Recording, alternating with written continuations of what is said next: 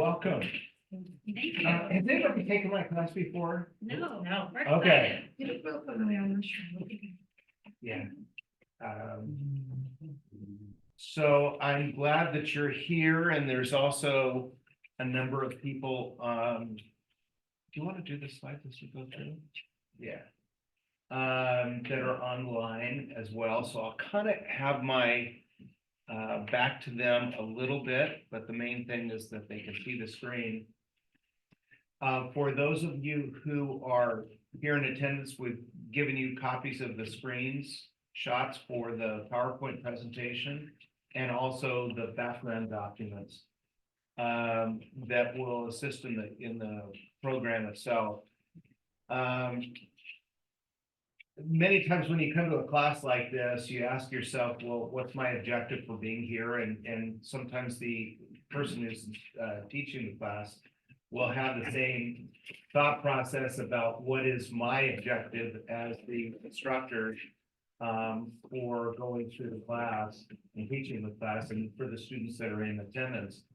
And I think the most important thing from my perspective is to enable you to be more successful in a very, very complex environment. Just to give you a perspective, I got my real estate license when I was a senior in high school. So I've been doing it for a very, very long time. A number of my staff people are online, a number are here as well. And this class is really oriented to smaller property management operations. So more towards a single family home type of an approach. And usually what I like to do when I'm teaching a class is to ask, I'm assuming that, let me just see if anybody, if it's a little bit different from what I'm about to say. The majority of the people that are here manage smaller units, single family homes, duplexes, 4 units. Anybody have a complex that has an on-site resident manager?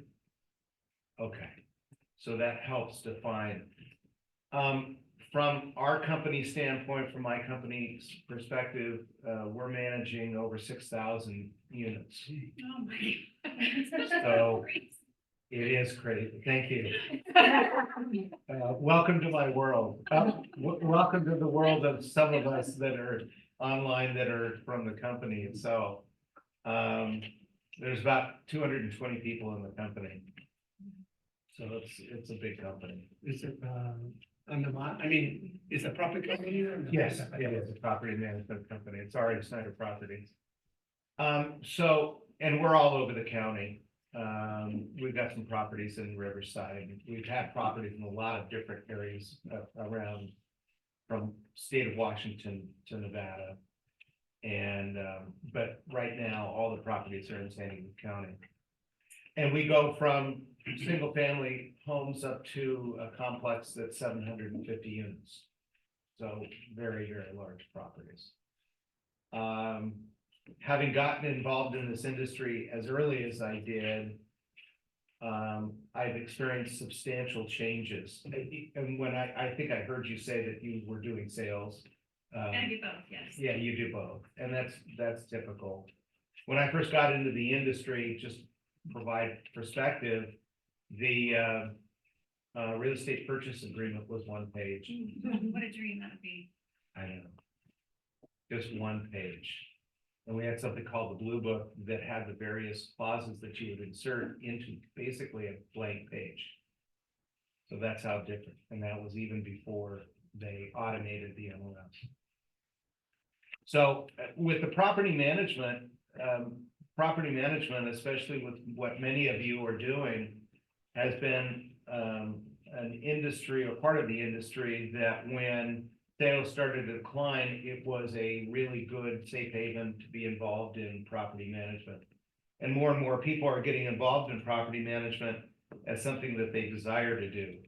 Although having grown up in a real estate family, a lot of the real estate brokers look at people that do property management and think that we're crazy for wanting to do it.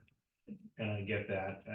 My joke when I'm teaching a class or doing a speech is that I'll say that the people in property management look at people that do HOA management, we don't think they're crazy, we know that they're crazy.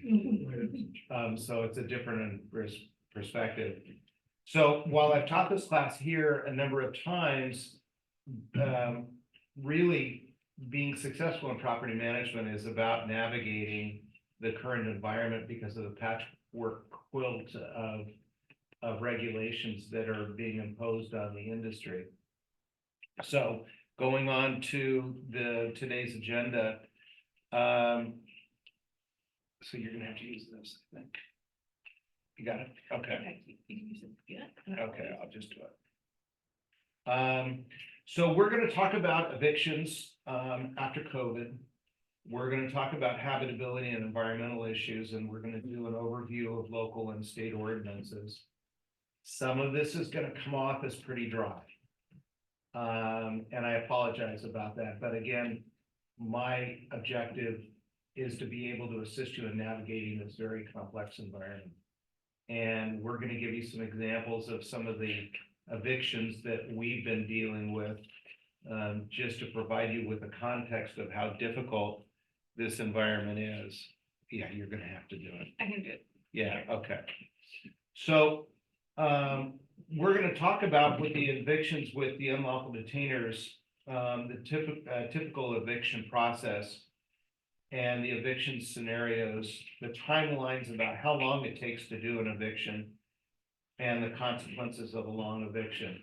I should mention to you, for those of you that are online, as well as those of you who are here, I don't want this class just to be a monologue from me. If you have a question, feel free to just raise your hand and I'll be glad to respond.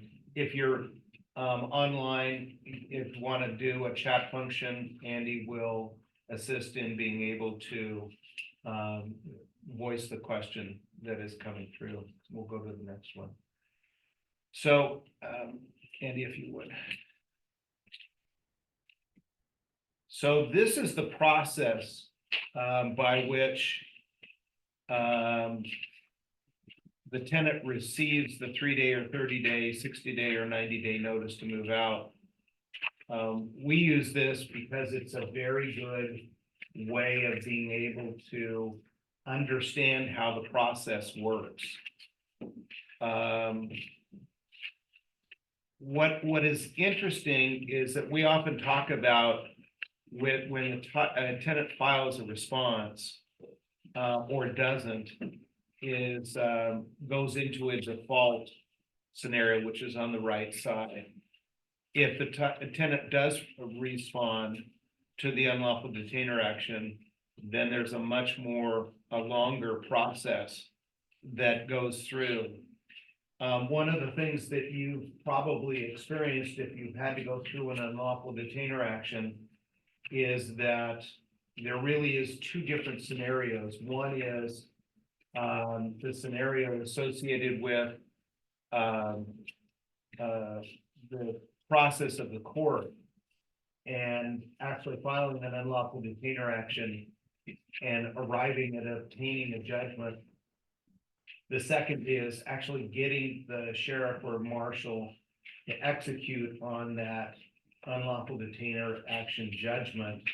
Getting them to actually physically remove the tenant has been very, very problematic. It's slowly getting better, but the courts have been very reticent to fast track the process. Jessica, who's here with us today, is in charge of my company's legal department in facilitating the unlawful detainer action. So she's here and can respond to any questions regarding the process because she is much more knowledgeable and adept at that process than I am. Before we move on to the next section, does anybody have a question regarding this process document and or a question about where we find ourselves in the current environment as it relates to unlawful detainer actions and getting a judgment, getting a writ for possession? Nothing so far? Okay, let's go on to the next one. So what we've done on this document is to provide you with 4 different scenarios. These are actual cases. These are actual situations that we've gone through. And it just is, the effort here is to depict how problematic some of these situations can become and what the monetary effect of that process may look like. So in the best case scenario is where the tenant stops paying rent. It's purely a rent related issue. The unlawful detainer action paperwork is sent to the attorney and filed with the court. We have found, by way of an example, while you can do it yourself in terms of the filing, courts are kicking back the paperwork if there's the smallest detail of discrepancy or defect associated with the documents. I would urge you to use the assistance of a firm, a law firm that specializes in unlawful detainer actions in order to get the paperwork correct. But in this particular best case scenario, tenants default, they do not file an answer and remain in possession. The attorney filed for a default judgment with a writ of possession issued, and the lockout date by the sheriff occurs, and the total time after the UD paperwork is 3 months. But the total rent loss is $7,775. It is remarkable that losing almost $8,000 is a best case scenario. Do you have an attorney that you recommend locally for this? So the one that we use is Kimball, Tyree, and St. John. Kimball, Cyree? Kimball, Kimb. I think it's ALL. Is it ELL? No, it's AL. Yeah, that's right. Kimball, Tyree, TIREY, and St. John. So if you put in KTS law, it will come up. They have offices throughout California. They actually have, separate from the CAR form, they have an excellent lease as well. But I've used, it's Ted Kimball's firm. There's a number of partners now, but I've used their firm for 40 years, long time. So when do you suggest, let's say tenant stops paying rent up here like on August, he doesn't pay August rent, when do we reach out to Kimball? My suggestion is that, well, why don't you answer it, Jessica? Go ahead. In the scenario, as soon as your tenant stops paying rent, the very first thing you want to do is give them that 3-day notice to pay rent and quit.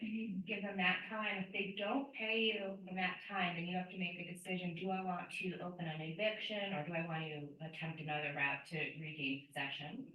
If you want to open an eviction, then at that point you would reach out to somebody like Kimball, Tyree, and St. John, and you would send them the notice, the paperwork. They would put together the summons and complaint for you, and then serve your tenant those documents, and that starts your eviction.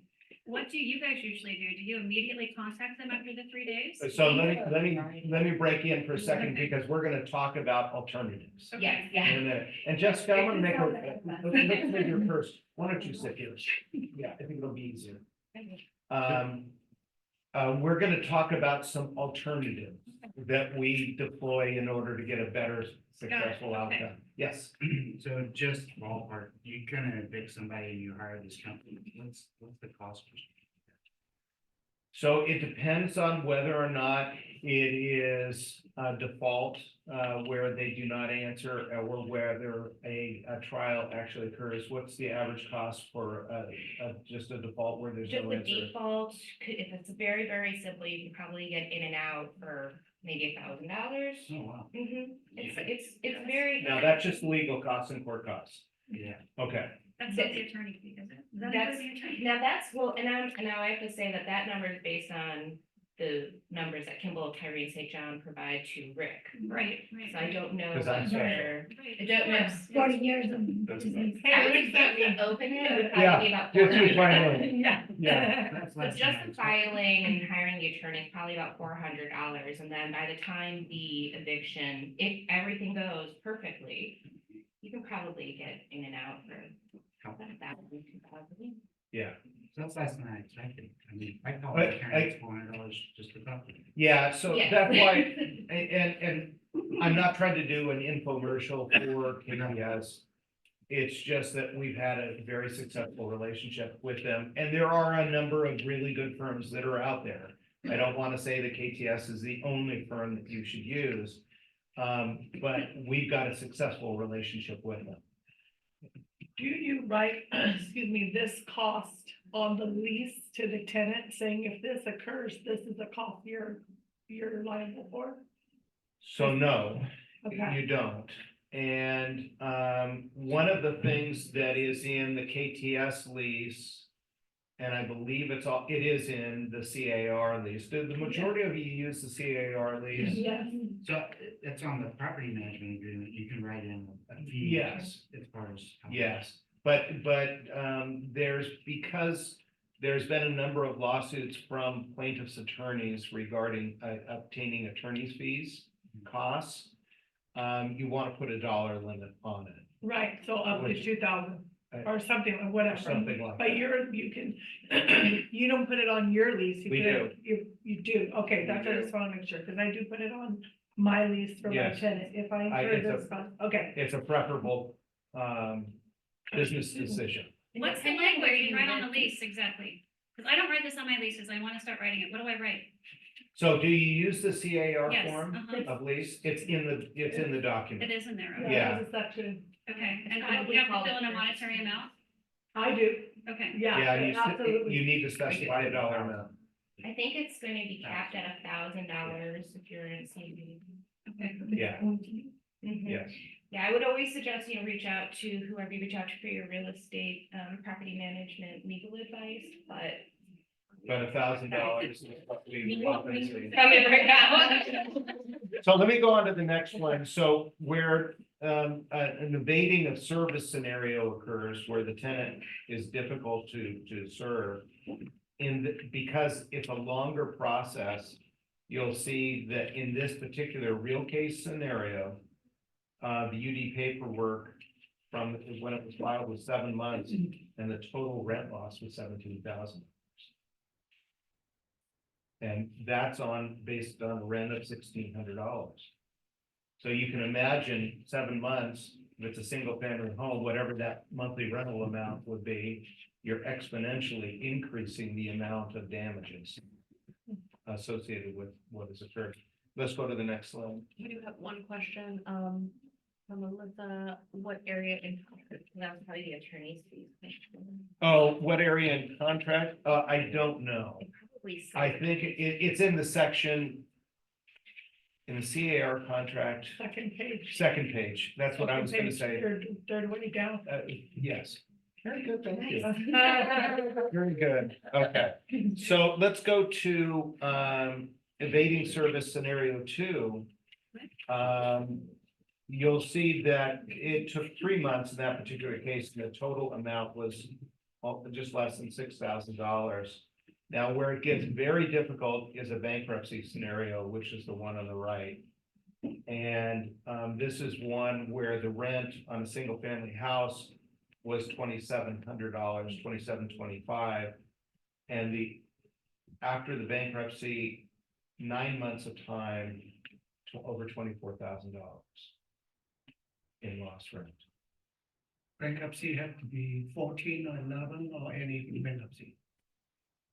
I don't know off the top of my head, but I am going to It's just, I'm seven- gonna say it's gonna be either, any Either type of 7-11. bankruptcy. Yeah, Mhm. either one. Mhm. If you file for bankruptcy, you don't have to pay your rent. Yeah, Correct. Crazy. Yeah, it's, let me do a reality check real quick. One of the things that I haven't said is that, because I'm a glutton for punishment, I've been very involved with various associations. I was president of of the California Association of Realtors before, and president of the San Diego Association. But this year, I'm chairman of the National Apartment Association, so at the national level. Apartment association's great. Yes. And so I'm a part of a number of different organizations, and I've got a broader nationwide perspective on what's going on. California is an anomaly. New York is too. Illinois is as well. The rest of the country is not like California. We have a much more severe regulatory environment than most people would look at us and say, there's no way that I'm going to be doing business in that environment. I will tell you that, does anybody manage properties in Los Angeles? Good for you. No, we're wrong. Los Angeles is twice as bad, How about San Francisco? even worse. Even worse. So, San Diego County is within California, is not bad. But, City of San Yeah. Diego. Mhm. yeah, very well said. Yeah. Yes, yeah. But across the country, we're in a very difficult environment. So let's go to the next slide. Nightmare scenario. This is one where the rental rate was only $1,500. And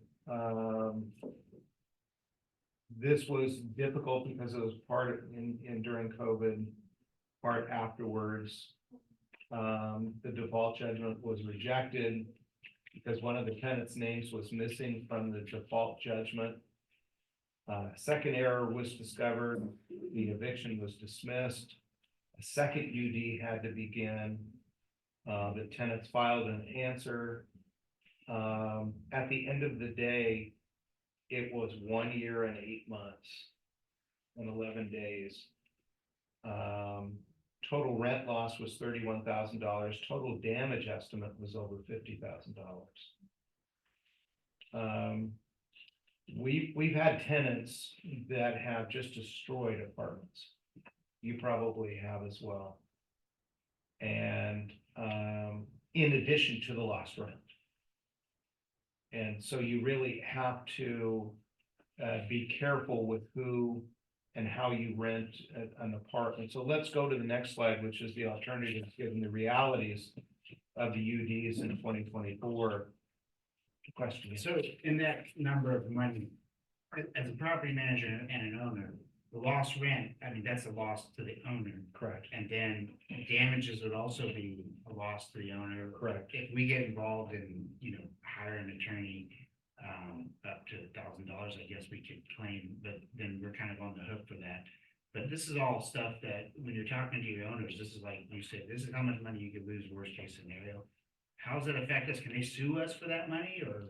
So, again, welcome to California. You can get sued for everything and anything.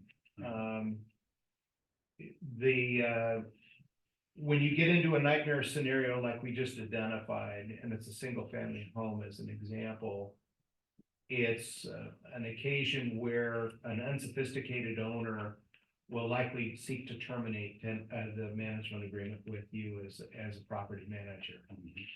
Because they're going to view you as being the culpable party responsible for putting the tenant in the first place. The problem is that we all experienced a lot of failure to pay rent during the COVID period.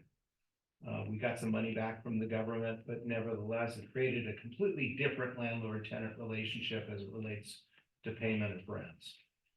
And my urging to you relating to an owner is to engage the owner in every step of the process relating to the activities of the tenant and the activities relating to the unlawful detainer action, if you go that direction. Allow the owner to make business decisions regarding that so that they, the process with the tenant, so that they do not experience that you're then just placing this in their lap and they're financially responsible, but rather they're involved with the process. Now, one of the things that is a caution, I would strongly urge that the owner does not directly communicate with the resident. That is a recipe for disaster. Just don't do that, and communicate that to the owner ahead of time. Ideally, have that conversation with ownership at the time that you assume management. What if you manage your own? Are you able to talk to them or have somebody else talk to them for you? It's better to have a couple of degrees of separation if you can, to have somebody else talk to them. Because it's a different dynamic when you're in ownership and you're having those negotiations. It's a different situation, yes. In my mind, once you've entered into, relationship with the attorney on behalf of the owner, let them correspond, you stay away, because this timeline, as soon as you disrupt their tenancy, you can hit the reset button on the timeline. That's my understanding. Haven't done a ton of evictions, but we stayed clear until the day with the sheriff and the walkout, then we showed up with keys. It's a while ago. Is that still kind of you're not advice, this could be a question for the attorney, but we kind of step out. We're not going over there to check on them until the timelines, they could claim they're being disrupted. So your question is a really good one. And I'm going to talk on both sides of the issue. I'm going to say you need to do both. If you're too engaged and you're involved in going over, then you're going to see an affirmative defense from the tenant saying that you're engaged in retaliation and harassment. If you are not engaged in responding, especially if they say that there's habitability issues, which we're going to talk about later, and you're not responding to those in what I call a reasonable and timely manner, then they're going to argue as an affirmative defense that the property is uninhabitable, or that you're not responding to the physical conditions, substandard conditions in the apartment or the house. So you need to do both. And we'll talk about that a little bit later, about maintaining a communication log the same way that you do in a transaction. So that you can establish a timeline for the process. And I'll get into that a little bit more.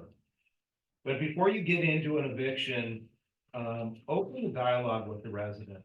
And the reason I say that is you want to be able to identify what their reasons are for failing to pay rent, which is the typical reason why an unlawful detainer action is started. Identify, are they having financial difficulties? Are they just deciding that they're not going to pay rent? Are they going to argue that there are certain physical conditions or environmental conditions around their house or apartment that are causing them to stop paying rent? Seek to mitigate or respond to those conditions that they identify early in the process, because you want to eliminate those excuses or reasons. Now, if a tenant, we've had these, of course, and you may have as well had these situations. If you have a situation where a resident has lost their job, they've got a significant illness that is going on. We've had simple things where cars are no longer operating and they need the $1,500 to fix their truck or their car. One of the things that we'll sometimes do, given the realities of the unlawful detainer action, is just do a cash for keys arrangement. Now, let me give you my definition of cash for keys, because it may be different from yours. My cash for keys is I'm going to give you some type of monetary compensation in order to enable you, through an agreement, for you to vacate. which is gonna be a lot less expensive than going through an unlawful detainment action. So that's what's called a cash for keys.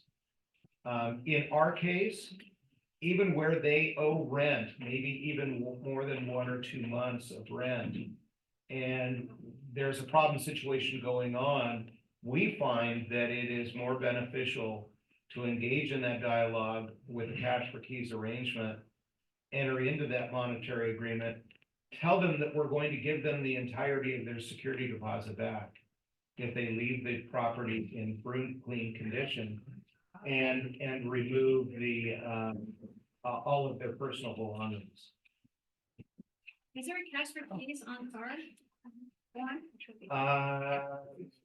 There isn't one that I'm aware of, but we've got a document in your package that is available. Oh, no. Yeah. Welcome. But a cash for keys arrangement is a really good thing to do. Now, you may be wondering, and you can have an owner, I think the cash for keys agreement is in here, isn't it? If it's not printed, it was part of your Dropbox, reference documents, so you will have access to do that. I didn't include it because it's specific to the city of San Diego, so it's not a CAR document. And it's not a CAR document, but it's one for city of San Diego. I think we might have it. Yeah, I think we do. Okay. Okay, so we just need to do, let's just do one conversation at a time, because otherwise people online are not gonna be able to hear. So I think CAR does have one. In your Dropbox documents, you do have the document. It's a form of a settlement agreement, if you will, the cash for keys agreement. The one in the city of San Diego is fashioned after the agreements in LA County. And you're seeing more and more regulations, especially in the city of San Diego, being modeled after what's occurring in Los Angeles. My recommendation to you, even though we've got a lot of properties in different areas, we use the same general policies, practices, that are generated in the city of San Diego throughout the county. We just find that it's beneficial, just to have consistency. That's us. But again, a cash for keys or buyout agreement, the city of San Diego has the specific requirements. And it's part of the San Diego Tenant Protection Act, which we call the TPO. As we indicated in the slide, the San Diego ordinance is mirrored off of a number of ordinances across California, most notably Los Angeles. Where can we find more information on the TPO? It's you can just go online, Okay, just put SD TPO, okay, the Tenant Protection Ordinance. And it's actually a really good document, and they've got really good resource documents. okay.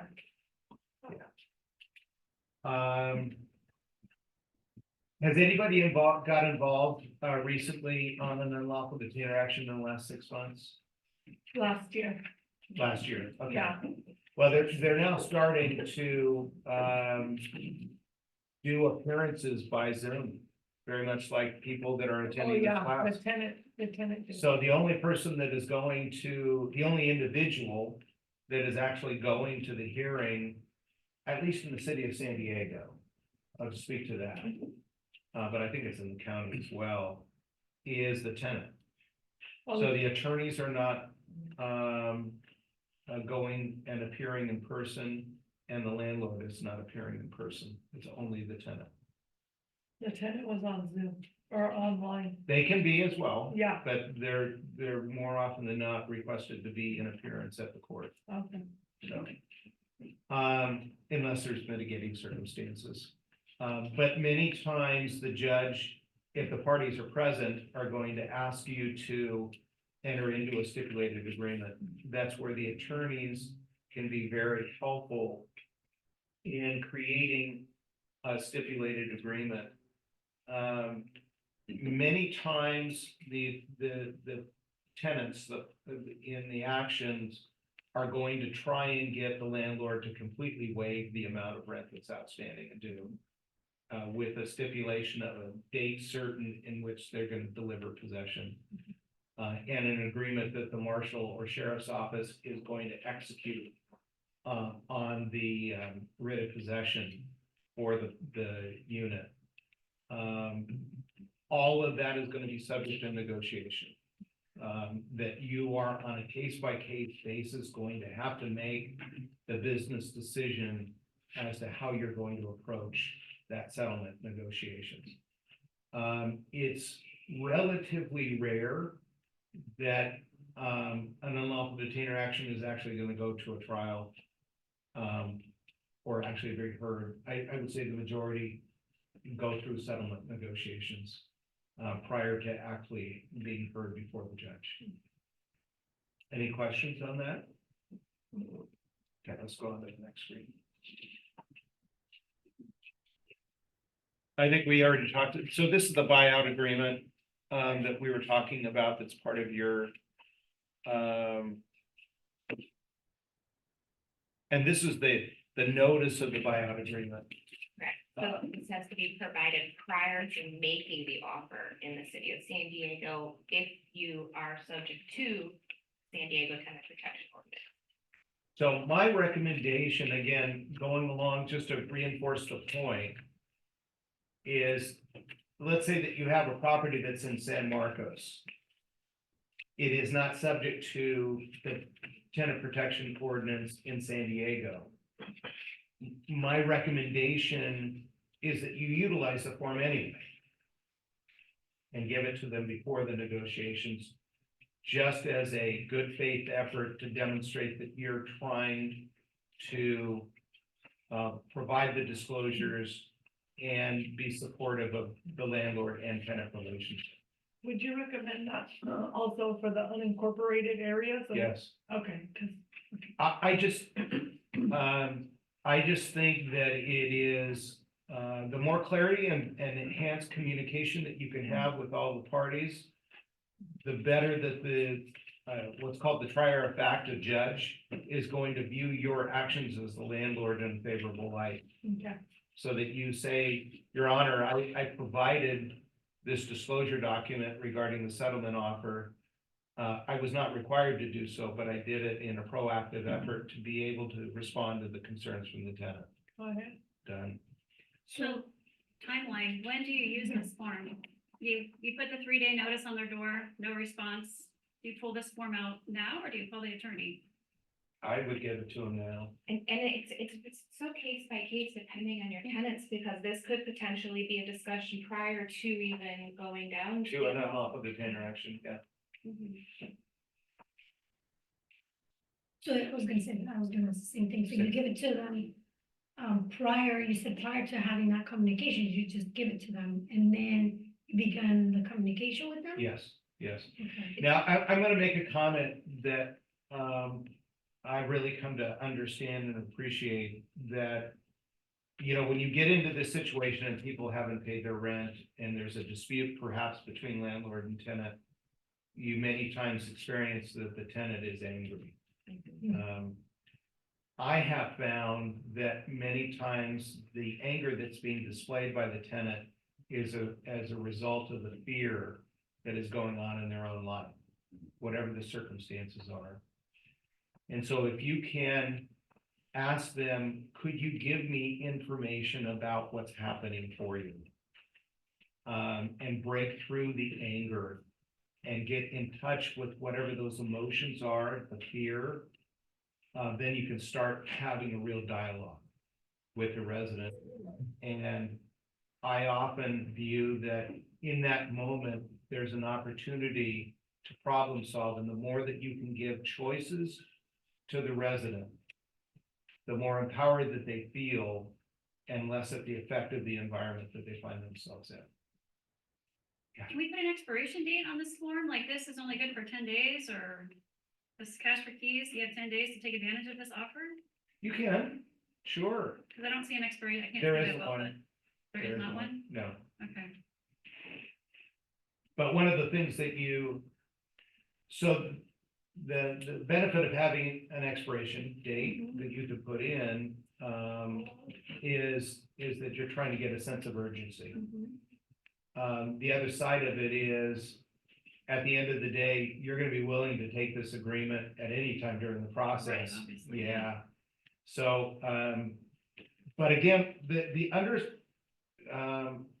underscore issue from my perspective that I want to make sure that you come away from this with is once you've engaged the legal process, in some respects, you've already lost as it relates to the monetary damages and the relationship with that tenant. If you can precede that by engaging in a dialogue with that tenant, that resident, in order to respond to their particular situations and ideally get possession back of the apartment, that's what you want to do.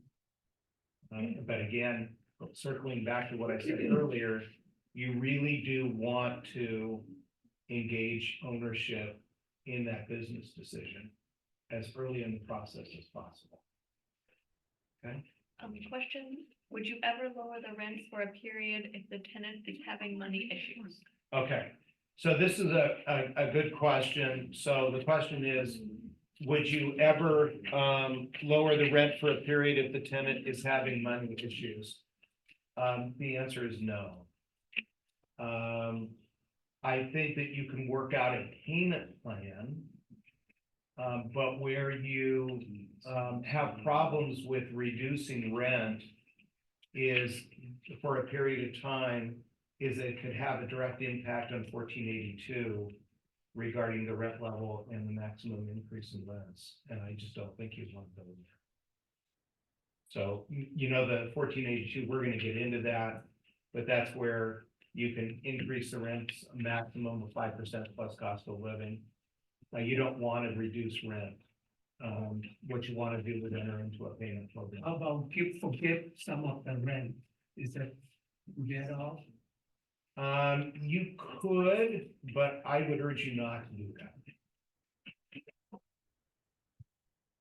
So let's go on to the next one. So I'm going to transition. We'll come back to some of these issues, but let me get into the property management, the environmental hazards and the habitability issues. This is the biggest issue. All of these topics are the biggest issues confronting the property management industry, bar none, is our habitability issues. And the habitability issues are the number one affirmative defense in an unlawful detainer action where they have failed to pay rent. Number one. And the habitability issues arise out of the electrical is not working, the plumbing is not working, the windows or doors don't lock, the windows or doors are broken, the roof is leaking, I've got mold in the apartment, I've got lead or asbestos. All of those, pest control, which we did not put on here. I've got bed bugs or rats infestation or insect infestation. All of those are in the umbrella of habitability issues. They are the number one issue confronting the industry, and the number one cause for lawsuits, separate from unlawful detainer actions being directed at property management companies and ownership of properties.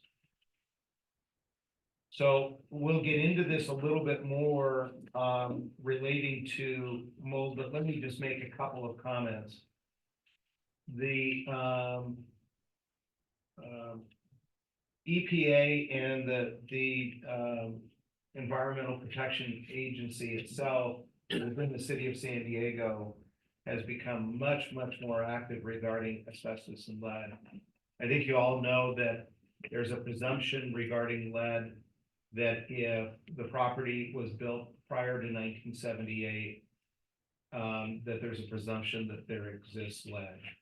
So if you have an older structure, a property that has chipping or flaking paint, either on the exterior or the interior, especially where there is a minor child, especially where a child is developmentally disabled. So a child, as an example, that is autistic. That there is a tendency for those types of children under the age of 5 to put a lot of things in their mouth. And there is something about the interaction with lead-based paint that almost becomes addictive. Oh, wow. And the lead-based paint then restricts the development of the brain and severely negatively affects the children. And so, and you'll see on another slide that's coming up next, but I'll say it now, is my urging to you, even on single-family homes, is that you do interior inspections once a year. Now, sometimes when I say that in a class like this, many of the participants will say, but if I'm going into the people's homes once a year, they're not gonna like it. And my experience is that they don't want me to come in. And my response is to you that if you want to demonstrate that you're being proactive, that you're identifying any adverse conditions, that you go in once a year. Regardless. So get past your feelings about doing the inspections, because you want to look at, does the carbon monoxide detector work? Does the smoke detector work? Are there any plumbing leaks? Oh, and also, it's not in these slides, but I would urge you to, when you're doing these inspections, to buy at Home Depot a hydrometer. It's, I think they're about $300 and maybe less. It's a device that looks like it's got a handle and it broadens out like this, and it's got 2 prongs. And you can put it into the drywall or any surface to detect whether or not there's moisture. So when we're doing interior inspections, we're using the hydrometer around any water source. So we're going under kitchen sinks, bathroom sinks, and we're using the hydrometer to determine whether or not there's moisture in the wall or in the cabinets. Yes. What is it, where it's supposed to be? What is The what? reading, Oh, it'll show you a different yeah, reading what between. percentage supposed to be? I said, yeah. It'll have a Red and screen. green. Yeah, It'll no, just- but what will be, say they have problems? It'll go into the red. Let me just put it that way without You'll getting know. more. You'll know. Yeah, I thought that, detect the percentage on that, but did not say what range, yeah. what was No, because it depends on the surface. that? Okay. Yes, Home inspectors use it. yeah, Indicator on it, sorry. go ahead. Home inspector use it and they call it moisture meter. Same thing. A hydrometer is the same thing as a moisture meter. Okay. Very good, thank you. It's the same device. So if you go to Home Depot and say, I want to get a moisture meter or a hydrometer, it's the same device. Yeah, moisture meter is only like $40 or $50, but if you get the one with the screen, that's when they get. It's more expensive, yeah. But it's worth, we have found that it's a very good step to use. But again, you make that decision. Asbestos, any property that was built before 1981 is the general EPA guidelines. Having said that, even when you're replacing drywall in today's current environment, the mastic, the drywall mud that is being used, that is coming largely from China, has asbestos in it. And so while you may have put up a new wall, if you do the testing regarding asbestos, you may find even with that new wall that there's asbestos in the wall system itself. So the general guideline that I would give to you is that if you're disturbing a significant area, you know, bigger than this as an example. The noise is just part of the business upstairs. Yeah, but if you're disturbing the wall surface, my recommendation is that you test respectively, depending on the age of the property, for lead and asbestos. We typically, if the building was built after 1978, we're not testing for lead, but we are testing for asbestos as a safeguard. Yes, Is there a checklist that you use for? for documentation. I- Yeah, there is a checklist. We do have it. We did not put it in the package. But CAR does have a move-in, move-out form, and that checklist is a good checklist. That can be used for your interior inspections on an annual basis. Okay, let's go on to the next one. So as I said about being proactive, I'm recommending that there is an inspection once a year. You provide a notice to enter. Most tenants, 98% of the tenants are cooperative. You will get tenants that will say, no, I'm not going to allow you in to the house or apartment. The statute actually says that the tenant with a reasonable 24-hour notice must give you notice, and that you are allowed access if it's an emergency. But at the end of the day, if the tenant, even though the statute says that they're supposed to give you 24-hour, if you give 24 hours notice, they're supposed to be reasonable and give you access to the dwelling. If they don't, you can't force the issue, cannot. The remedy really is to terminate the tenancy. Because many times we have found that the tenant that is reluctant to allow you in is the same tenant who is ordered. Yes. So if they said no, would that give you a reason to like cancel the lease? You can't, now I'll just give you what we do. I don't cancel it right at that time. I will memorialize in a writing to them that we had scheduled and provided proper notice for right of entry, and that you did not allow us access in. And depending on the circumstances, I will tell them that at the end of your lease, we are not going to renew. Because we do require the interior, so I wait. Question, Yes. is there a company you recommend for asbestos testing? So there's a lot of companies both for mold, lead, and asbestos that are out there. I'll just tell you the company that we use, which is called Rarefied. Rarefied. Rarefied is the name of the company. I don't know how they came up with It's the name. like rare air. Rare air. Yeah. Yeah, Rarefied. Rarefied.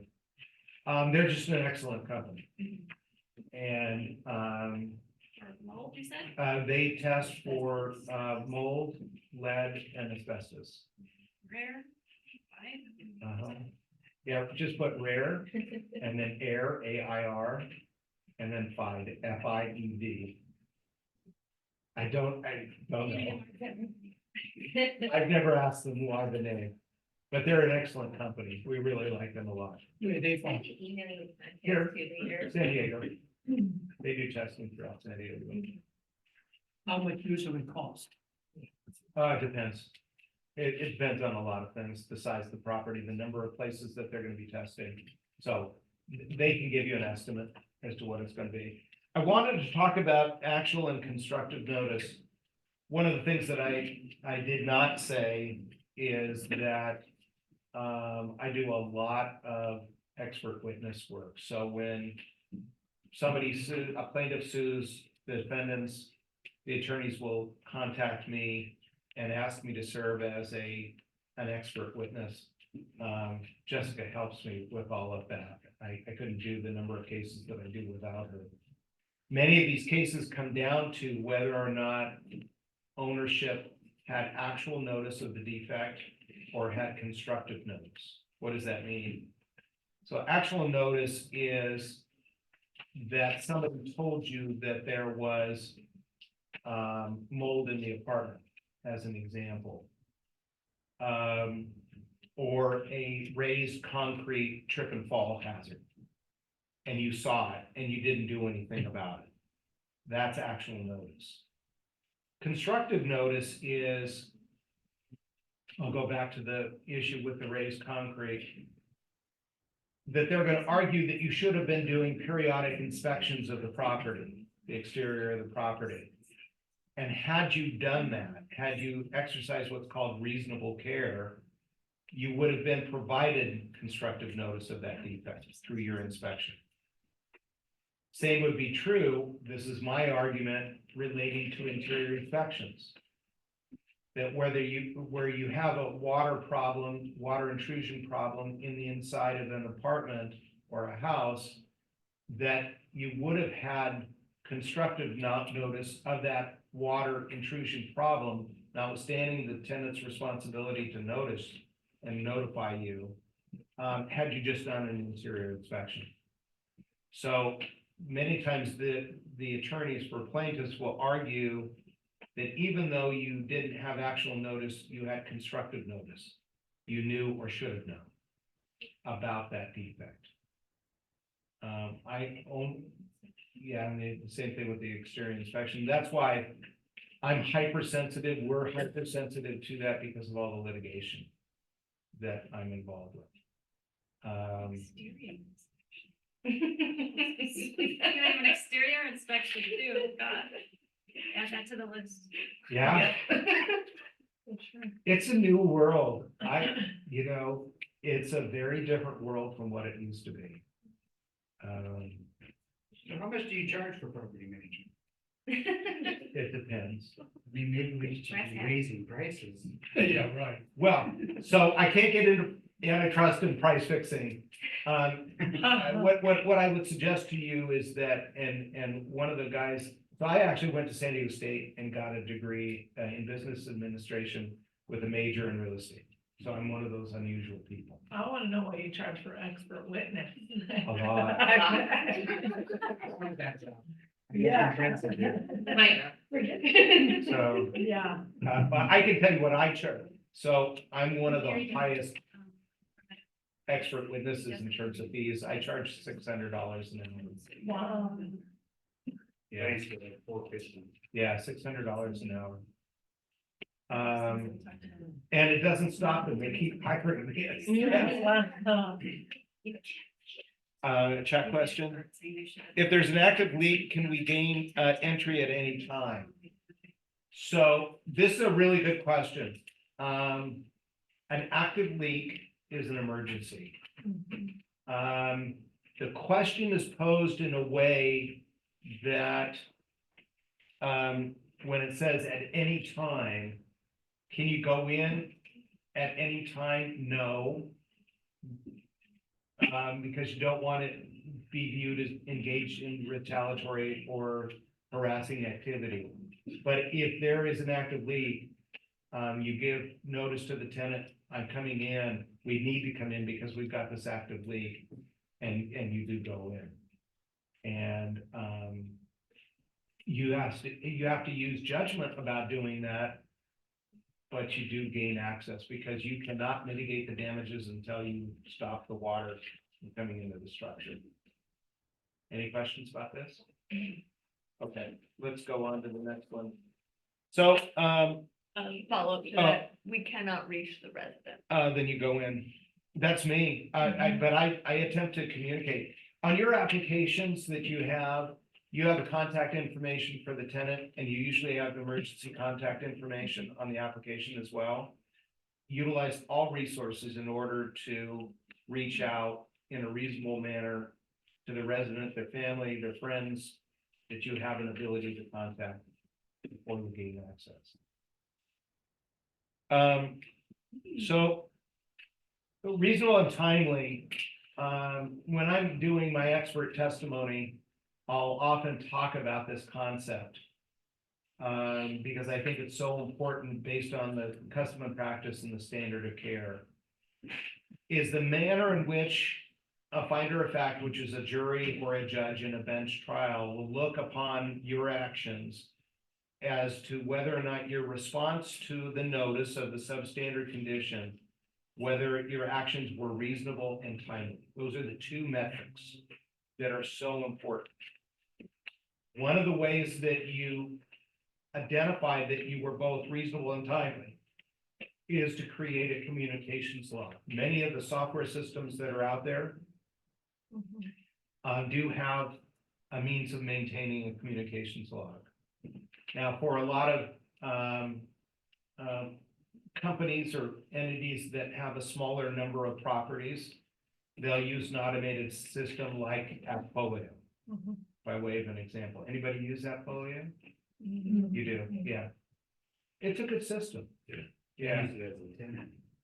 Yeah, so Appfolio has a lot of the dynamics of the two major systems that are out there, Yardi and RealPage. We use RealPage, in product. It changed like 2 years ago, and they won't let you have them unless you have like 500 properties or something like that. 500 units. Yeah. Have you heard of Rent Ready? No. That's the system I'm moving to. I really like it, but Oh, good. it, So there's a number of new ones that are coming out. Yeah. But automating is definitely the way that you want to go, even if you have a small number of units. But I'm not surprised that Appfolio has gone to a minimum number of units. Because they are the go-to system if you have less than 1,000 units. I think we need to go, because it's 10:30. If anybody needs a break, you can feel free to do. You guys want to take a break? A bathroom break. maybe. Yeah, let's take 5 minutes.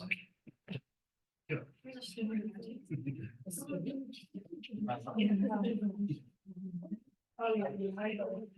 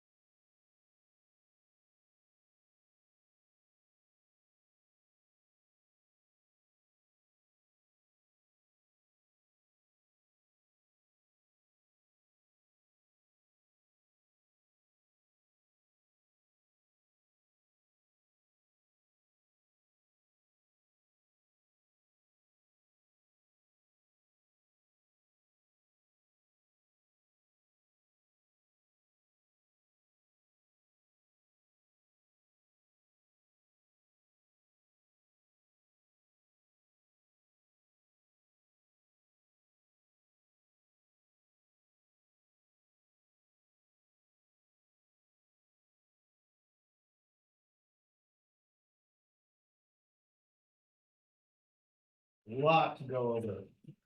And I really do appreciate the questions, except for the one about, the rates for property management fees. There's a whole buyer, commission lawsuit. That's like- Yes, sir. Yes, there are.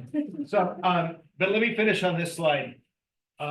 Much like you do in a sale transaction environment with a timeline, my recommendation is, especially if you're running into a situation or a problem with the resident, that you keep a timeline.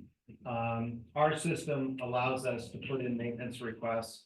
So we've got a timeline associated with that. We have a timeline that integrates our inspections in our software and integrates communication with the resident as well.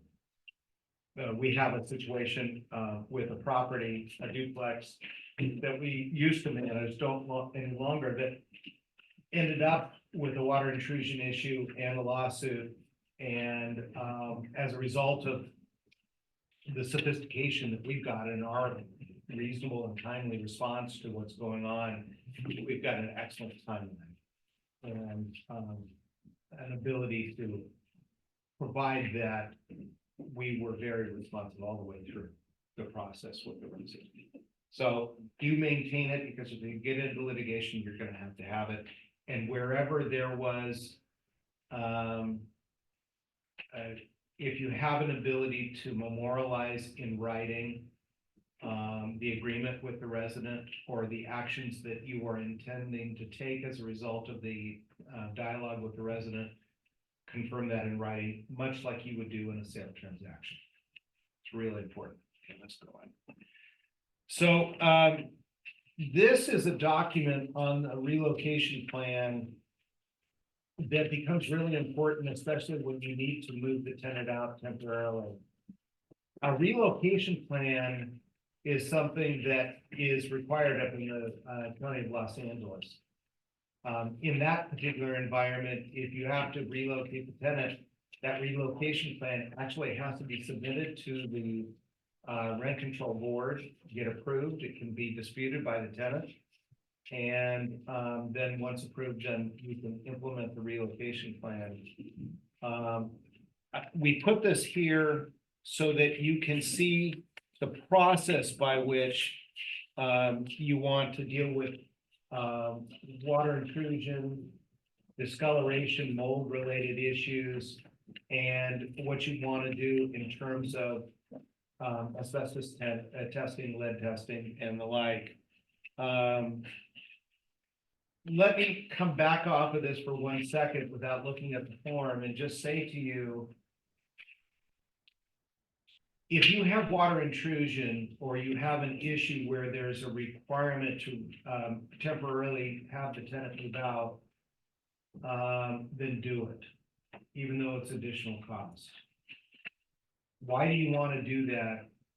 When there's a lawsuit and an allegation from the tenant that they've experienced damages, where it gets into very expensive numbers is where they allege that either they or their children are experiencing adverse physical effects. What are the groups that are most susceptible? The individuals that are most susceptible to adverse conditions associated with, as an example, mold, that they will allege that they are most susceptible. It is elderly.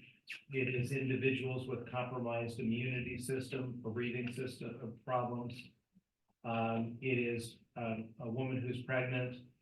It is children under the age of 5. Those are all your targeted groups that you have to be very concerned if there's water intrusion and the allegation that there's dampness or mold in the apartment or the house. You want to get them out of that environment as soon as possible.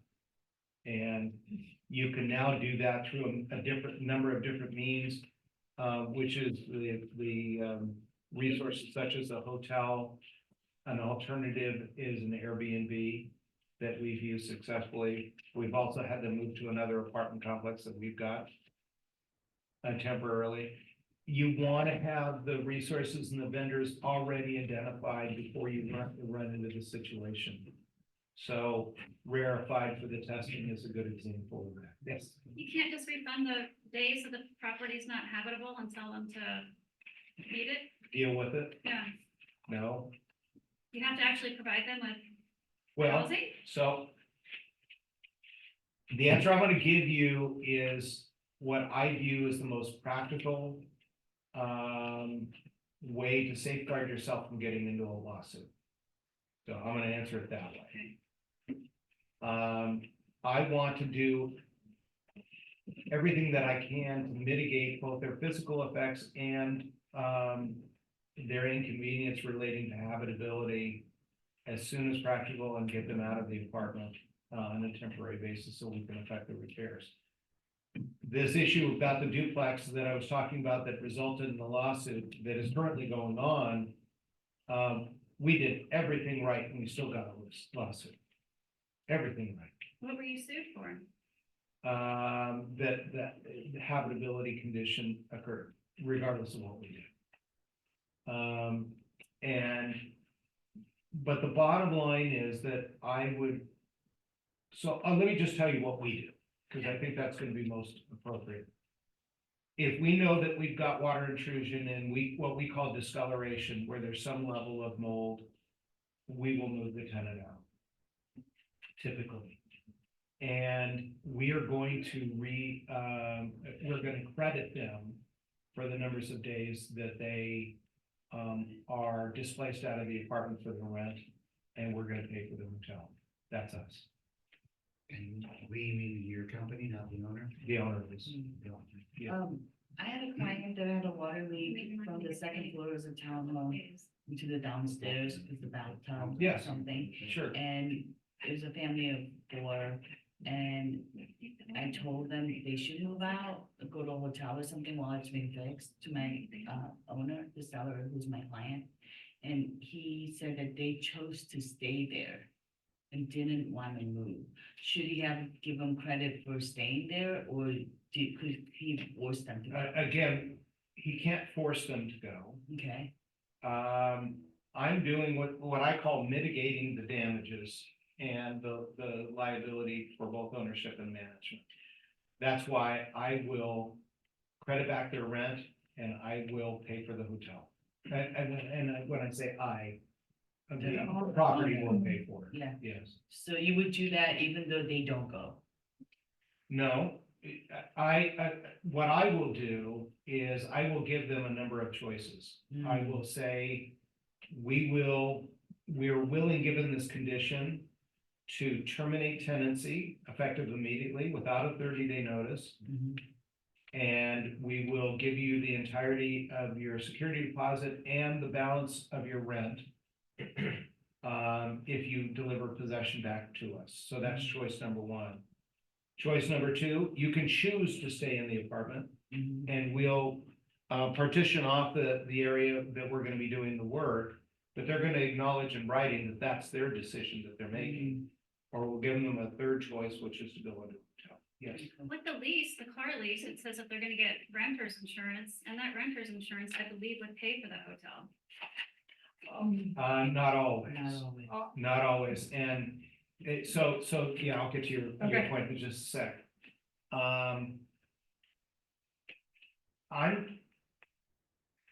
I just see how other people get in trouble. Right.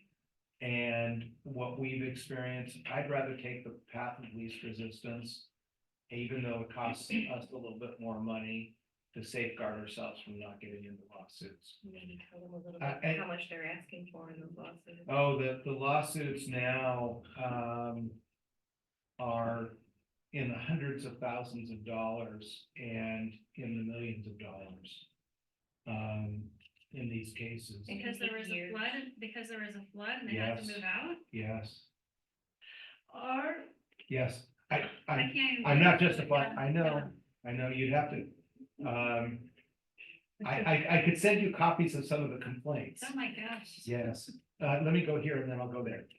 the owner's insurance policy does have loss of use. So the owner can file an insurance claim. Okay, so let me stop you there because I'm going to I'm gonna broaden your point significantly. Can the owner put in a claim under the insurance? Yes. Would I urge them not to do that? Yes, not to put in a claim. Has anybody seen the premium increases that have gone on with the insurance and the cancellation of insurance? You put in a claim, I'll guarantee you, you're gonna get your insurance canceled. But my whole condo got remodeled, I get, my well, tenant. I mean, you make that my decision, you make that decision. Yeah. So- I- But I just, you have to make that independent decision.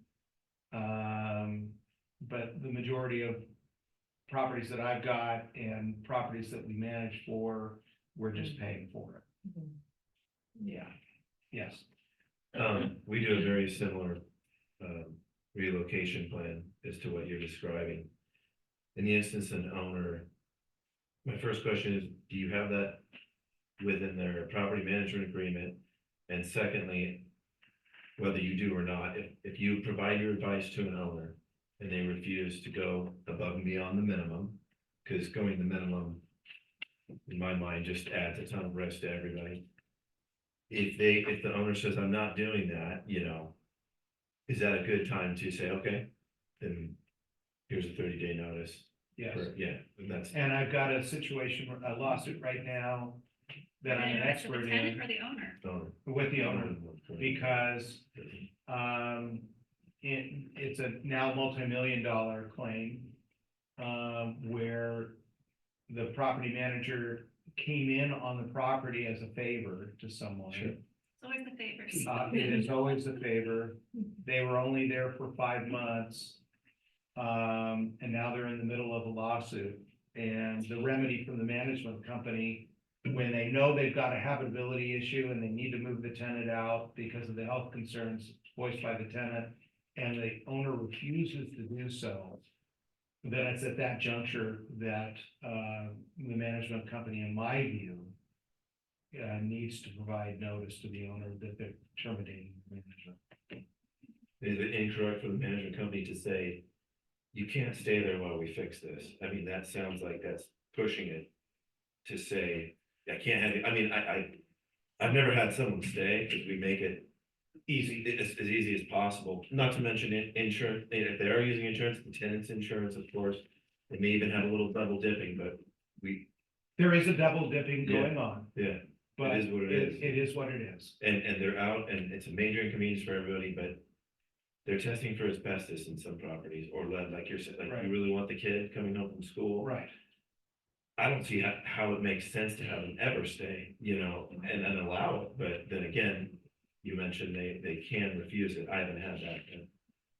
But I've seen it where it has occurred. I was They did astounded it. on this, well, I won't go into this one case, since it's still open, but the owner just continued to refuse to do any of the work. Yeah. And I just shake my head, and that's somebody you do not want to be as a property manager in a relationship with. Let's go on to the next one. Carbon monoxide, I'm gonna go over this very quickly.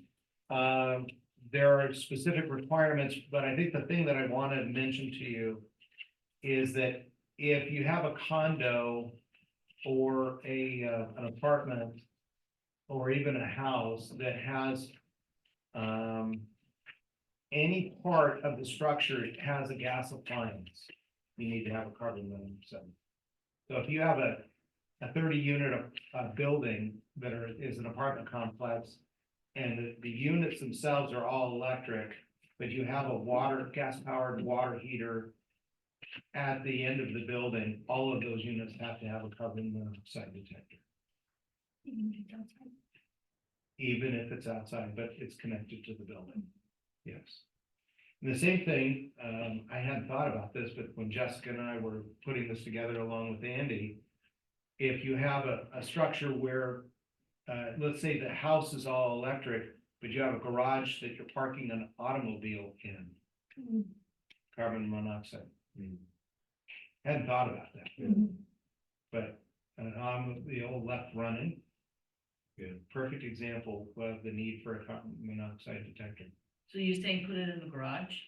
No, you have it in the structure, but you, in the case where you have an attached garage, that it's a part of the structure, I would urge you to put the carbon monoxide. What about a fireplace? If you have a fire. If you have a fireplace that's gas, it's gas.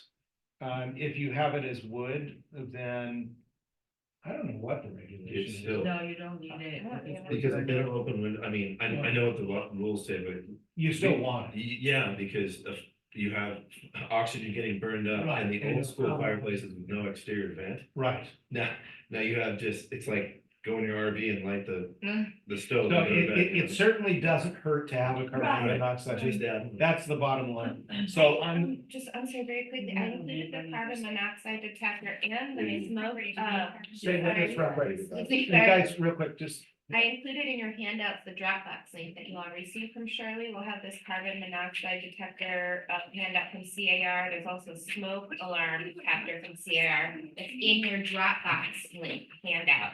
I included the red handout. This is for Los Angeles.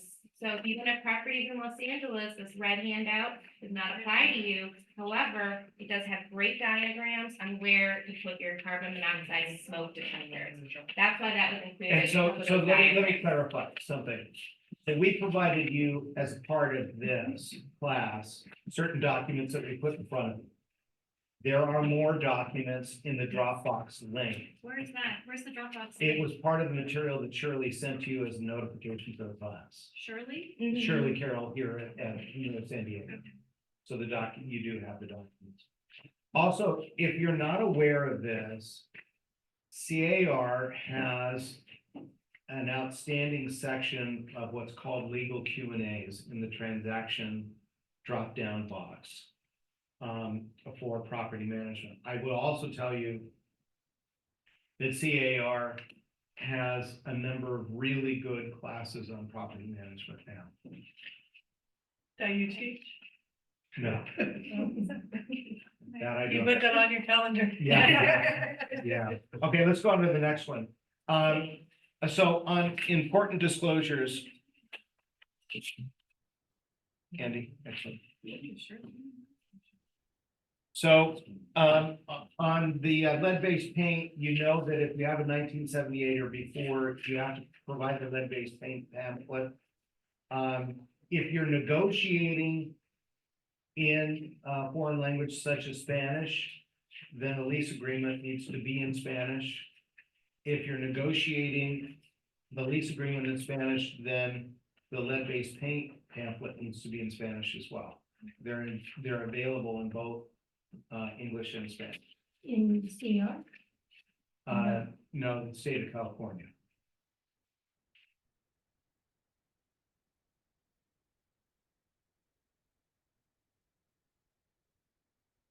Go on to the next one. So asbestos, we've already talked about this.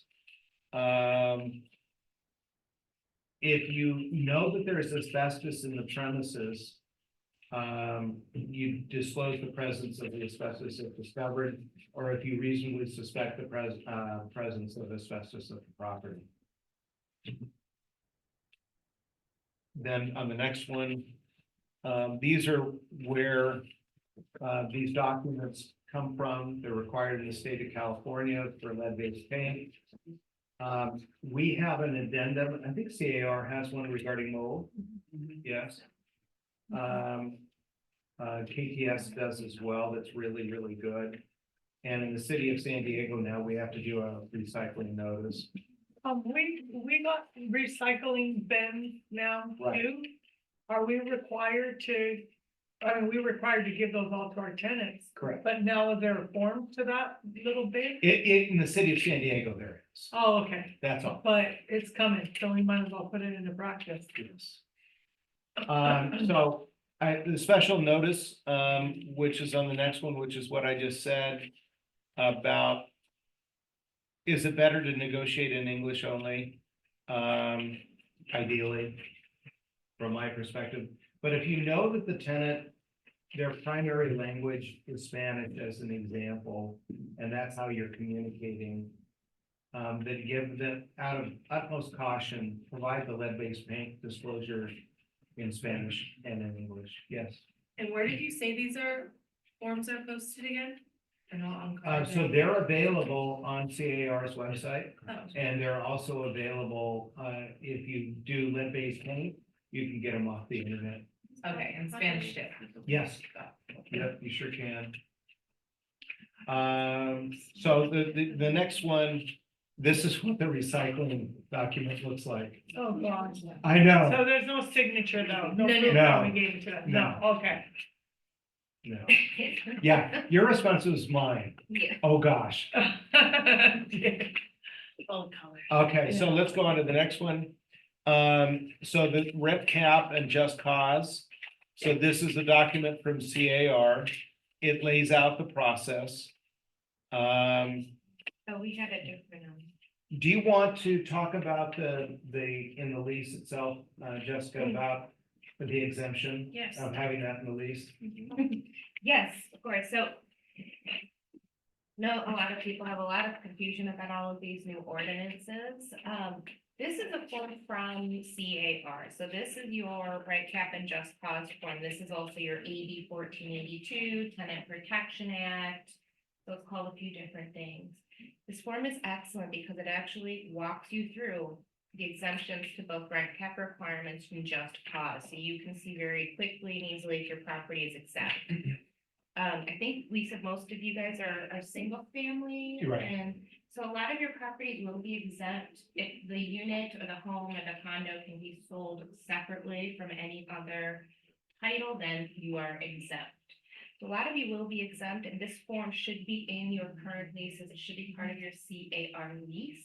You need to notify your tenants if you're subject to this law or if you are exempt from it. So you need to notify them. It's very important that you do that. And we check the box. Yes, Yeah, so you will check the box whether you are subject to or exempt. So that's just this notice of exemption and that's it. yes. So if somebody has an ADU, it would not be exempt, ADUs. because you can't sell it separately. Right. Actually, there's a new law that just came out that is enabling local governments to subdivide that parcel so that you could sell them separately. Yes, So, because. but you have to go through a process. So according to number two, that's what it says. It That's says- right. Yeah, my client just built an ADU that. Right. they moved in this month, and I checked that box, but not think I missed it. No, I think you're okay. Okay, let's go on to the next one. The notice of termination of tenancy instructions. This is another really good document. Bless you. Thank you. Real quick, on the rent Right, yeah. cap. So I called the car and they're like, this is during COVID, and they said, they said, call San Diego and go off their guidelines, which they say is CPI index +5 Right. and a hard cap at 10% if Right. inflation was high. Is that, would this all be exempt from that? I mean, if it, like a single family detached would be exempted, like in Oceanside, there's no rent control except for senior mobile homes. So if your property is exempt from the Tenant Protection Act, then you are exempt from these rent cap rules. However, you have to keep in mind that the state of California is constantly in a state of emergency. As soon as we're in a state of emergency, it triggers price gouging laws, which means you cannot raise rent more than 10%. Yeah, that's what basically the attorneys advised me, said, don't ever raise rent more than 10%. Yeah, it's just, I would even say go maybe 8, just to keep yourself safe. I like the CPI index. Right. Okay. Yeah, in this environment, the way you're approaching it is exactly right. Take a moderate approach, a safe approach. Okay. And that's one of the reasons why we're using the Tenant Protection Ordinance, the TPO, out of San Diego as our benchmark, regardless if the properties are located there or not. But what about like right now that it was just declared state of emergency? In some of the zip codes. Okay, so not Where all the of flooding, the same. it's only, I think there was 11 zip codes are affected, like in National City and some of those areas. They did add San Diego to it They like did 2 it? days ago, or Yeah. they just added, Board of Supervisors or the City I Council? think, the government. He loves to have a state of emergency. He does love it, doesn't he? So for right now, for 60 days, we're in a price gouging, we're under price gouging laws right now for the next 60 days, at least. Right. So this is a really good document as well. All of these documents incidentally are a great example of how complex this industry is becoming. And needing to use the right forms and having the guidance is so important. I actually use this document as my reference document. This is a document that stays on my desk at all times because I'm constantly answering questions about what I can and cannot do to terminate tenancies, and this is the quickest. I mean, this is a great form, so it will be really helpful, I think, for you guys, and it is in your handout as well. Go ahead and go to the next one. So the tenant protection ordinances, they have a direct impact on rent increases, the termination of tenancy. As we've just discussed, whether your property is exempt or subject to an ordinance, understand no fault and just cause terminations. Understanding at fault terminations is a curable or incurable material breach. All of these things are really, really complicated. We've got a QR code that you can utilize as part of your materials. But it does give you, if you have a question about which ordinance affect a particular zip code, you can put it into this and it'll indicate to you what ordinances are going to affect. So the Tenant Protection Act itself, which is Assembly Bill 1482. So one of the things that we've been using these terms is, and let me clarify, you'll see this is the TPA, which is the Tenant Protection Act, which is 1482. But then you have various ordinances like San Diego, which is the TPO, the Tenant Protection Ordinance. And so they both work in tandem. And this is the one on the Tenant Protection Act that affected rent cap, which is the 5% plus cost of living, the just cause eviction, and its effect on mobile homes. This was just the beginning of all the complications that we experienced as an outgrowth of what occurred during COVID. So is the just cause still in place? Yes, it is. It is. It is. Thought it was higher. No. It's gotten more strict, if anything. It's a question. I've been Sure. debating with some of my other property management friends about this. And I don't do month-to-month leases. It's against my religion to do that. I always do a term lease, but I have somebody out there that has a month-to-month situation going on. And she wants to know how much notice she has to give this month-to-month person. The person's done nothing wrong. They paid rent. Depends. That's the quickest answer. And we keep fighting back and forth. Like, what did she do? I would need more Going back and information forth. to answer. The person just has a month-to-month lease. They've been there 5 years. They're doing nothing wrong, but now it's just a single family and they want them out. Will you So correct that let's notice? do this, because I think we can go through a couple of examples. Okay. If the tenant, this is kind of your question, if the tenant has lived there for less than a year, I believe it's 30 days. Yes. Correct. If the tenant has been there I was just on no Well, fault, I was just gonna clarify though, if you have a tenant who has signed a 1-year lease, that is a 12-month tenant, you cannot give them notice because they're 8 months into their lease. I signed a lease, a 1-year lease, that is a 1-year tenant. correct. But you can give them notice a month before the lease No. ends. No, You have to wait. That's a misunderstanding. So they could be there for 13 months because you can't give them notice till the. Let's go back. What Jessica is just saying is, if you sign a 1-year lease, it's a 1-year lease regardless of if they're in the 8th month. Or third month or It second. doesn't matter. So, and my understanding is that if the tenant has a 1-year lease or is there over 1 year, Correct. then the notice provision is It's 60 days. 60 days. So that's the situation. This person has a lease, had a 12-month, then it went to month-to-month. Been years at month-to-month. She wants them out. She can give them a 60-day notice. With reason, she has to have cause. Yes. And what would the cause be? So we're gonna talk about it. Yeah. Or you moving yourself. You're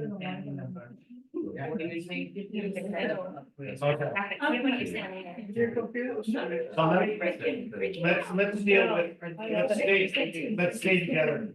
Well, first of all, maybe I should say, because you guys are all talking to one another, isn't this fun? So Scary. it is scary. No, it really is. Think about, hey, you guys, think about me owning this company and managing 6,000 of these. Oh my God. I mean, this is my work. Yes, Well, you have a good team. I have an extraordinary. You have a good team. Yes. How do you protect yourself? I mean, you've got to. Oh, so I'm gonna make a comment that it's not in any of these slides. So the most important provision in the property management agreement is the indemnification provision in the contract. And that's the indemnification that the owner agrees to protect and provide liability coverage to the manager on certain situations. I don't like the indemnification provision in the CAR contract. From my perspective, the indemnification provision from the owner should provide that they're going to indemnify you unless you as the management company engage in two terms that you may want to write down. That they are not required to indemnify you if you are engaged in gross negligence or willful misconduct. So gross negligence or willful misconduct. Almost every complaint lawsuit that comes out alleges negligence. The majority of the provisions in indemnification agreements talk about that the owner does not have the responsibility of indemnifying you except for, or it has a responsibility to indemnify you except for, and it'll just say negligence and willful misconduct. It needs to have the term gross negligence. So do we write that in? Yes. Okay. Gross negligence. Now, what about your E and O coverage? That covers you as well? It potentially does. Potentially. Potentially it does. But I tell my owner, and I'm in negotiations with a big portfolio right now. And he had the provision negligence and willful misconduct. And I said, no, it needs to have gross negligence and willful misconduct. So we're in negotiations with that, but I won't take over those properties unless I have Unless they them. have I'm surprised the car form hasn't adjusted that. I don't know what the new form is. I was part of the group that we were changing it. I think maybe the new form does. Good. But you'll want to check. Oh, another thing, just as a comment. If you take over a property and they have an existing lease, at the end of that lease, when you're negotiating a new lease or a new month-to-month agreement, always on an annual basis, use the new updated form that incorporates the new laws. Don't rely upon the fact that you had a rental agreement from 10 years ago. You'll get yourself into trouble. Same thing about rules and regulations. So on the rent cap, you can see 5% plus the cost of living, whichever is less. In a 12-month period, you can only do 2 rent increases in any 12-month period. And the cost of living is based on the U.S. Department of Labor statistics. We'll go on to the next one. And you can see, just as an example, we provided the San Diego CPI for August, the one for Riverside and the one for Imperial County, just by way of an example. Rent cap exemptions, which is what we were talking about earlier. So when they did AB 1482, they did a carve out for new construction because they wanted to continue to encourage new construction. And so they said that 1482 would not apply to new construction if it has been built within the last 15 years. or 15 years from the date of construction. A duplex where the owner occupies one of the units from the beginning to the end of the tenancy. A single-family home if it's not owned by a corporation, not owned by an LLC, which is really important, and not owned by a REIT, and the owner gives a tenant a statutory notice of the property's exemption. That's something that we just talked about. So the LLC. So limited liability, So I have a client that an LLC owns the property. okay, That's so, okay, as long as there is not a member of the LLC that is a corporation. So if Rick and I have an LLC and it's, Jessica, but then Rick wants to come in as RA Snyder Corporation, that won't work. they will take out that exemption. Okay, Sorry. let's go on to the next one. Oh, good. A quick question. Oh, So on the updated form, do you mean the most current car form? oh, yeah, Every so time you the read it. question that's up there, whatever form that you use of the lease, I would urge you to, when you're renewing the lease, to use the new updated form. In our case, we use the KTS lease. I think the CAR form of lease is 3 pages forward. KTS form of lease is 34 pages. Oh my gosh. So, Not including addendum. not including addendums. What do you And think they're of the not buying apartment- the house? Have you looked at the apartment association's lease and I have. what do you think of it? It's okay, Okay, what do you like better, the car or the apartment association? neither. The cars, I feel comfortable because I can call. I get it. No, They're gonna back me up. But what, so we go one step further, just so that you know. I will say to the tenants, let's say that I take over a property and there's 20 units. I'll send to them the new lease form. Along with our rules and regulations and say, I understand that you have a current lease. We want you to know that we're going to administer the property pursuant to the terms and conditions of this new lease form. And the rules and regulations. So I don't have to get into any trouble. For them, so they can write that down. I use this phrase regularly. Yes, I use it all the time. Nobody in the industry does what I just got done saying. But I think it's so important. How can you do that if they already have a signed term lease? Because what, I didn't finish, because she interrupted. No, so I did that again. Which is somebody else that I know that does that every once in a while. So, you can really well. What I want to do is, and I'll just finish the statement, is to say to the tenant, I know you have an existing lease and existing rules and regulations, and I can't change that lease or the rules and regulations, but I want you to know that I'm going to administer the management of your property consistent to the terms and conditions of the current laws embodied in the new lease that I'm providing to you and the new rules and regulations. So you send them a blank lease? I do. Okay. So the lease form. Okay, does the old tenant have to sign that? No, Okay. I'm just giving them, Notice. here's how I'm going to be administering your property. And why I started doing that is that I've been involved as an expert in a number of discrimination related cases that had rules and regulations about kids doing this or that or not being able to do this or that. And those are in the rules and regulations. And I don't want to be characterized as engaging in discriminatory practices by coming in as a new management company under the auspices of those rules and regulations. You just go ahead and Here's the new rules and regulations, and this is how we're gonna manage the property. And it works really well. I'm not looking for them to sign it. So it's just I'll a do it on the disclosure. release. I'm just giving them a notice as to how we're gonna manage the property.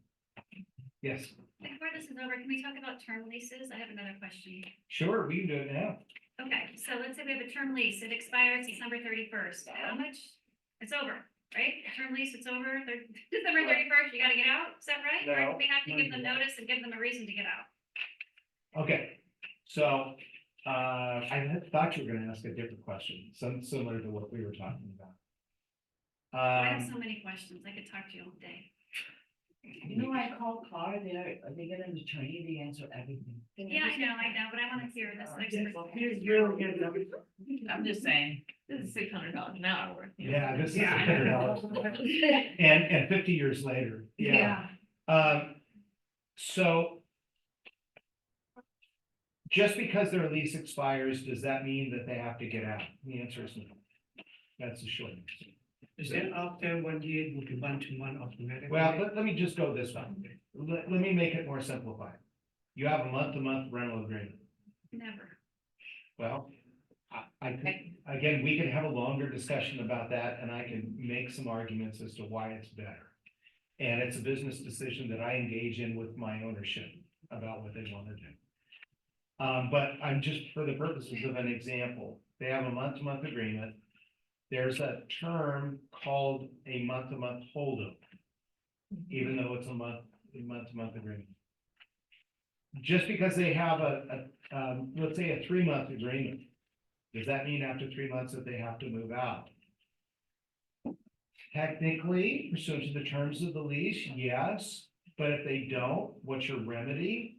An unlawful detainer action. Same thing with a 6-month, same thing with a 9-month, same thing with an 11-month, same thing with a 12-month. What about a weekly, like, short-term rental? I'm not gonna get into VRBOs and all of that, because that sometimes comes into the auspices of a hotel environment. Okay, So I'm not gonna get involved in that. I don't do it, I was just curious. Yeah, they've got a whole other set of rules. Carr just put a new form for those up. Yes, they did. That's wonderful. It is a good Wonderful new form. I do have an emergency, rental. So if somebody has a flood or a leak, and their insurance company pays us to house their client there. Right. And that's for month to month to month. Perfect. Okay. Yeah, So Who's the insurance, the owner or the tenant? the owner, so a homeowner has a flood or a fire, and their homeowner's insurance pays for them to be displaced. So not all insurance works that way though, right? right. No, there we go. So, but anyway, getting back to your question, regarding the tenancy, do they have to move out? Technically pursuant to their contractual obligations, the answer is yes. Unless there's a renewal of that lease, say it's a 1-year lease. But if they don't move out, then again, your remedy is an unlawful detainer action. So do I have to give them 30 days notice and say, hey, it's November 30th, your lease is up the 31st? FYI? Typically what happens is, now in our case, even though it's a 30-day notice regarding a rent increase, we usually give them 45 days notice. So that they can acclimate to the fact that their rent is going up, and we'll actually say that this is the rental rate if you want a 6-month lease or a 12-month lease or a month-to-month. And then they tell us what they want to do, and then we create the new lease document. But if we're not raising the rent and the lease is up the 31st, it's a term lease, and we don't talk or anything, do they have to get out on the 31st? I don't, Contractually, they do, right? Don't they have to they leave? theoretically do, but they don't, is the way that I would answer it. So what we would typically do in that circumstance, if you want to get possession of the apartment back, consistent with 1482, we would give them notice of our intention regarding the house or the apartment, and let them know that at the termination of your agreement, we're seeking to take back possession of the house. And in that notice, you would indicate whether or not the house is exempt or not, and what the length or period of the notice provision is. You have to consider what city or county is this property located in? What kind of protection ordinance governs Let's go into this that. property? And then what types of termination of tenancy am I allowed to do, given where my property is located and what type of property I have? Like, you think the tendency to terminate when the lease expired, the term lease expired. So yeah, we have like conflicting issues of contract law and landlord tenant real estate laws. Oh, landlord I know it's tenant, boo. complicated. So the question was about regular exterior yard maintenance. From my perspective, if I have a single family home, I usually pay for the water and I usually pay for the landscaping. Because I want it to be maintained the best. It's a losing proposition with the tenant. So at fault, the tenant action as a cause for the eviction, no fault, the owner action as a cause for eviction. Let's go on to the next one.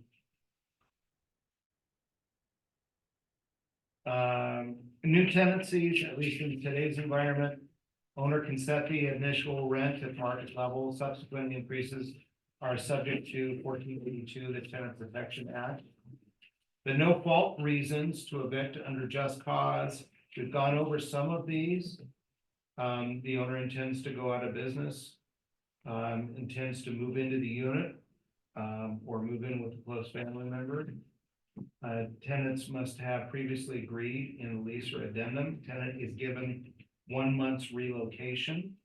At least, That's- yeah, it should be two, It's City of San Diego, right? right? Yeah, Just Uh, relocation. yeah. Tenant intends to demolish or substantially remodel, so all of this has become more complicated. At fault reasons to evict under, just cause. Easiest one is tenant fails to pay rent. A material breach of the term of the lease is, or commits waste, or refuses to allow owner entry, refuses to sign a new lease or an extension upon termination of the existing term, or tenant refuses to leave after giving owner notice of termination. So those are at fault reasons for just cause. On the next screen, I'm going a little faster because we're coming up with it's 11:30. These are the exemptions that we've already gone through, so I won't go through those again. And it goes on to the next group as well. We talked about the applicable forms. And again, I think CAR has done a really good job with these forms. I started to say this, but I was part of a study group that went through all of the forms on the property management side and made recommendations for changes effective January 1, 2024. So the agreement, the documents have changed. That's why I would urge you to execute new leases. Things to consider. The current price gouging protections. You may have seen the Attorney General of the state of California just provided notice within this last week about anti-gouging protections for the next 60 days, I believe. During the state of emergency, and you're right, state of California, it seems like every time we turn around, there's another state of emergency about something. I could make an editorial comment, but then I would get into politics, which I probably shouldn't want. I'd like to do it, but I shouldn't. Again, the limits on the rent increases to no more than 10% during a declared state of emergency. And we are currently in the state of emergency in California.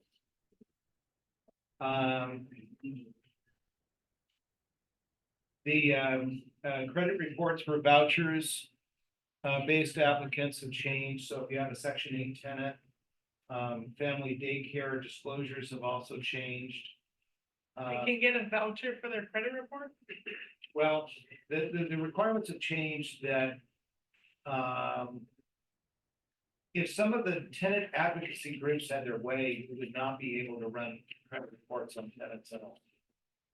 So they're trying to create an ability for people to use alternative documentation. Also, I should mention, it's not on the screen, in the southeast part of the country. There's a lot of fraudulent documentation used.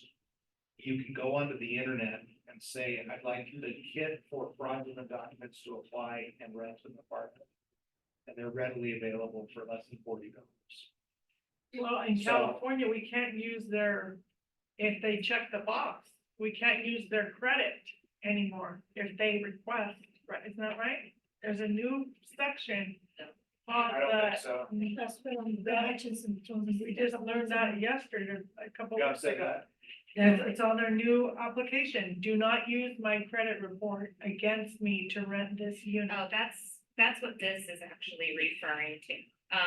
And that means that if a voucher-based tenant applies and you run a credit report and that credit report is negative, shows negative credit history, you cannot define that person based solely on that negative credit report. You have to provide them an opportunity to show alternative evidence of their ability to pay rent. So it, then what we were told was anybody can check that box. That's not our understanding. So it's just these entities or a HUD, okay, got it. That's our understanding.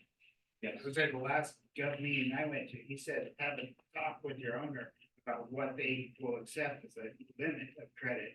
Or have that in writing in advance, that way if they don't meet it, that's one year, right, oh, we already have this pre-conversation about it to reject. Okay, So, next slide. yeah. We do know. So I put this in, we're not attorneys.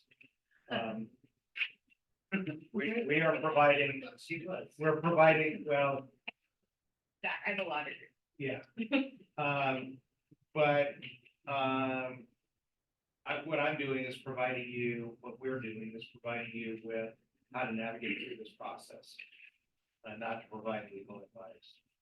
But if you find yourself in a position where you've got a question, CAR's, attorneys, a really good, the legal Q&As that are available on the CAR website are a terrific, resource. It's better to get the advice than not.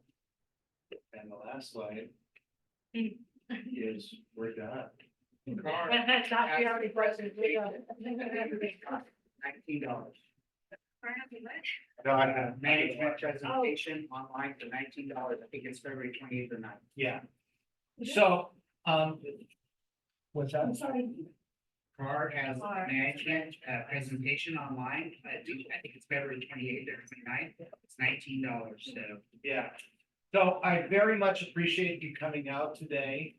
The interaction is always helpful for me as well, helpful for us. I like doing this because I like sharing what we've experienced and, again, we are constantly shaking our head at what we're experiencing out in the real world. I'm a real estate agent and I have investors that buy properties, so sometimes I have to do a lease or I have to rent it for them. Sure. That's why I'm here. So so if somebody wants to, because I don't manage. Right. Right. But, so do I recommend you guys and you? No. No, don't recommend us. I I appreciate have other that. property management company, but I'm. You said, no, because, our target type of property that we're No managing building. is 50 units. and Oh, more. okay. Yeah, so, while we do, as a service for clients, single family homes and duplexes, candidly, I wish we didn't. But no, Okay. we're so much larger, yeah, Okay, I wasn't sure. yeah, but So thank do you you- for asking. Do you offer more classes? No, No. This is good, because like some of the subsections that, I mean. oh, listen, I could do a class just on environmental issues. Yeah. Yeah. I mean, I guess. But they'll surely will ask you for feedback and, let them know that you'd like to have some specialized classes and. Well, I mean, I love your experience, I mean, there's no better way than to speak from wisdom. Yeah. I think interesting, the landlord tenant law versus the contract law, and Yes, how you can get into that. yes, it's That is very frightening. interesting. It is. Thank you. You're so welcome. I Thank have you. one question, Oh. maybe to finish up with here. Okay. I think it's a cumulative amount, just tell them. Yeah. The cumulative amount. Thanks, everybody online. You can send that out to everybody that signed up. But they use the car forms, I don't think they're gonna leave. that's fine, okay, because I was. But if they're doing that, are they doing it independent of you, or are they doing it? They're engaging the